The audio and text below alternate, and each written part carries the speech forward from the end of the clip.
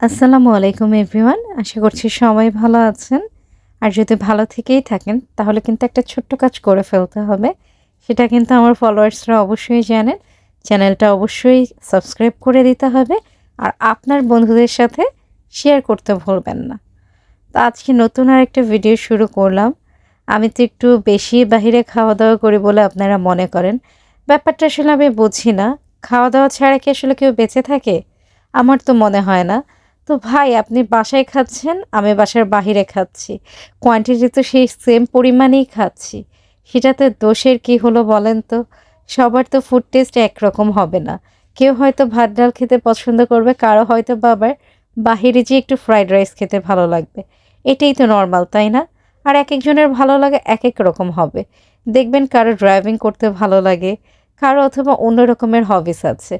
So আমার যদি বাহিরে খাওয়া-দাওয়া হবি হিসেবে কাজ করে, সেটাতে খারাপ কি আছে বলেন তো? আপনারা প্রায় টাইমই কমেন্ট করেন ফেসবুকে, ইউটিউবে, "আপু আপনি এত বাহিরে কেন খান?" তখন আমি আসলে চিন্তা করি, আসলে আমাকে যারা কমেন্ট করছে তারা কি না খেয়ে বেঁচে আছে?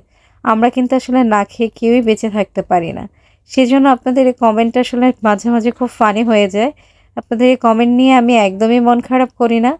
কেননা বেঁচে থাকতে হলে খেতেই হবে। আর আপনার যেটা ভালো লাগে আপনি সেটা খেয়ে বেঁচে থাকেন।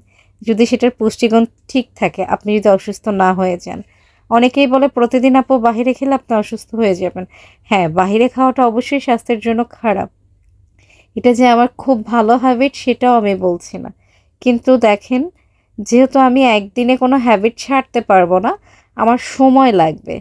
সো বাহিরে খাওয়া-দাওয়া করে যদি আমি হ্যাপি থাকতে পারি, আপনাদের এটা নিয়ে মাথা না ঘামালেও হবে। আপনারা যেহেতু খুব বেশি স্বাস্থ্য সচেতন, সো আপনারা চেষ্টা করবেন সবসময় বাসায় খাওয়া-দাওয়া করতে। তো আজকের মতো ভিডিওটা এখানেই শেষ করছি। কারো মনে যদি কষ্ট লেগে থাকে অবশ্যই ক্ষমা সুন্দর দৃষ্টিতে দেখবেন। আল্লাহ হাফিজ।